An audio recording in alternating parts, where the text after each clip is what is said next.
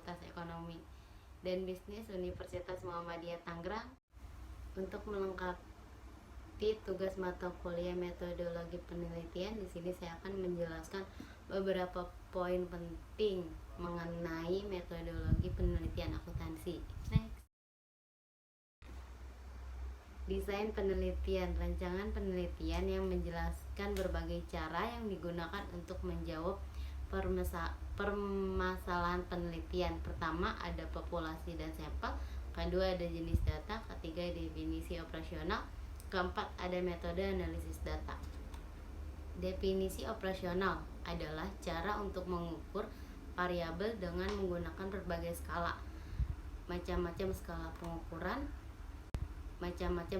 pengukuran, ada skala nominal, skala ordinal, skala interval. Dan pertama saya akan menjelaskan tentang skala interval atau Likert.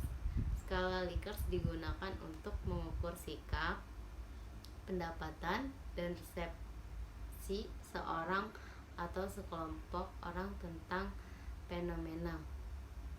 Dengan skala Likert, variabel dijabarkan sebagai indikator. Kemudian indikator dijadikan item-item pertanyaan. Jawab setiap item instrumen mempunyai gradasi dari sangat positif sampai sangat negatif. Skala Likert U, contohnya alternatif jawaban dalam skala Likert. Yang A sangat setuju, yang B setuju, yang C ragu-ragu, yang D tidak setuju, dan yang E itu sangat tidak setuju. Yang A itu sangat setuju berbanding dengan sangat positif, dan yang B itu setuju sama aja dengan positif, dan yang C itu ragu-ragu sama aja dengan negatif, dan yang D itu tidak setuju sama dengan sangat negatif. Yang A itu selalu berarti sangat baik, dan yang B itu sering sama aja dengan baik, dan yang C kadang-kadang sama aja itu tidak baik, dan yang D itu tidak pernah, sangat tidak baik. Skala pengukuran dan instrumen penelitian, ada skala Likert atau skala interval. Yang A itu sangat setuju selalu dan sangat positif diberi skor 5, sedangkan setuju sering positif diberi skor 4, dan yang C ragu-ragu kadang-kadang netral sama aja diberi skor 3, tidak setuju hampir tidak pernah atau negatif diberi skor 1. Yang kedua ada skala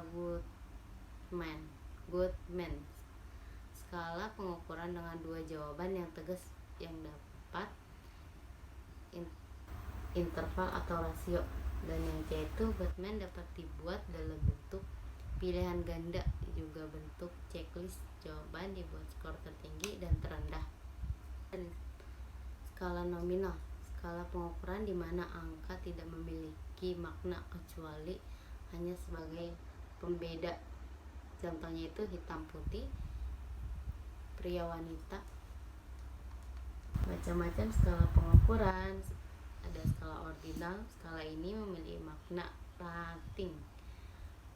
Jawaban pertanyaan bertingkat, contohnya berkaitan dengan juara 4, juara 3, juara 2, juara 1. Macam skala pengukur, skala rasio, data yang dihasilkan berupa data rasio.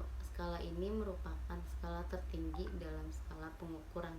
Populasi adalah wilayah generasi yang terdiri atas objek, subjek yang mempunyai kuantitas dan karakteristik tertentu yang ditetapkan oleh peneliti untuk dipelajari, kemudian ditarik kesimpulan. Kedua ada sampel. Sampel adalah sebagian dari jumlah dan karakteristik yang dimiliki oleh populasi.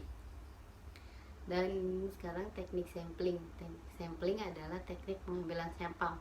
Secara skematis, teknik sampling seperti gambar di bawah ini. Yang teknik sampling itu juga dibagi menjadi dua.